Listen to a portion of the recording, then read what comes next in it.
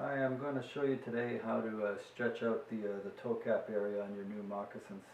Often when you receive the moccasins, they're quite tight in the toe area here, and it has to be that way. I have to construct them that way to allow for stretching and so they don't bulge out too far.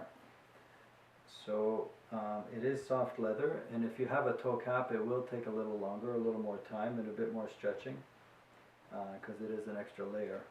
But the leather is soft and it's definitely going to stretch, so don't be alarmed, and please try them on in bare feet first, especially if they're quite tight, which they usually are. So here you go. This is what I use, the broom handle, and if you look down at the base here at the floor, I've taken off the broom part, which helps so I can plant it firmly on the ground, and I can hold it between my feet and maybe my knees even like this if I need to.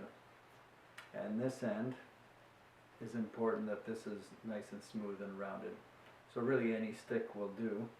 This is a nice height because I can lean into it. So I take the moccasin, slip this inside, and I determine which area. By trying it on first, you determine where it's tight. Usually often it's the big toe that has a hard time slipping forward and needs a bit more depth in here. So I'm going to work specifically that area. I get the stick right in there, and I have both hands here free as I'm holding the stick with my knees, and I can work this area, rub it, and I'm putting quite a bit of pressure. You don't need to be afraid to pull on this, and you can see it bulging and stretching. And work it right to the end here so that your foot can move forward. So sometimes it's more to the side, sometimes it's in the middle, or it might be way over on the seam for you. So I'm just giving you an example, but it's important to stretch it where it needs it. So just work that for a while.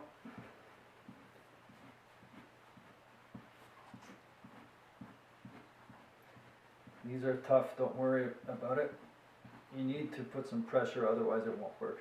If I need to do the whole area here, then I can rub that along like that, or this area. Sometimes you can even just lean on it, hold it for a while.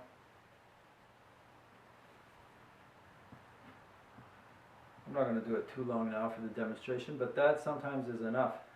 If it requires more, another minute or so. Give that a try, and it makes a big difference and saves your toes from having to break them in.